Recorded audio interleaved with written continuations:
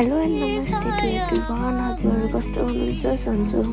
सन्चै हुनुहुन्छ भनेको आशमा मैले आज पानीपुरी बनाएको छु। अनि मैले चाहिँ प्याज काटेँ। यो प्याजको बोक्रा खोल्न चाहिँ धेरै डिफिकल्ट हुन्छ। यति प्याज गर्दा नि लिटरली मेरो आँखाबाट यस्तो आँसु आइरहेको छ नि गाइज। अनि त्यसपछि मैले अलिकति खोर्सानी लिएँ किनकि मलाई पिरो धेरै मन पर्दैन। त्यही भएर किनकि म एक्लैलाई पनि हो नि त पानीपुरी। अनि धनियाँ काटेँ मैले सानो पिस गरेर। अनि मैले इमली भिजाएको थिएँ फ्रिजमा। इमली भिजेको चाहिँ यस्तो भयो किनकि मलाई इमली मनपर्छ धेरै नै। अनि अघि नै सिटी लगाएको मैले दुईवटा मात्रै आलु भिजाएको थिएँ, दुईवटा पनि होइन एउटा मात्रै।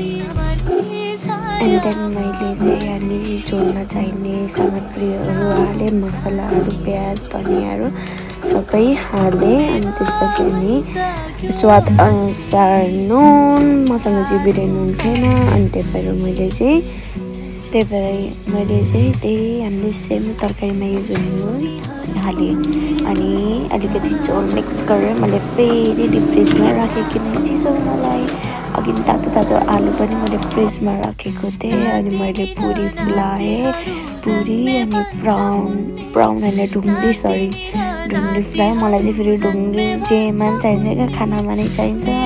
अनि अब फिल्म हेर्दै खान मन लाग्छ नि त, त्यही भएर गाइज।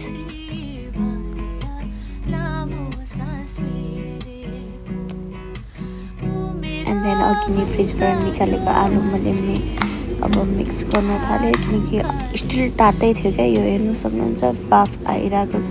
त्यही भएर हातले गर्न सकेन, म्यासै गर्न सकेन। अनि त्यो चम्चीले गरेँ तर कस्तो दामी भएको थियो। अनि मैले धुलो खोर्सानी हालेर पनि मैले मिक्स गर्नको लागि रेडी गरेँ गाइज।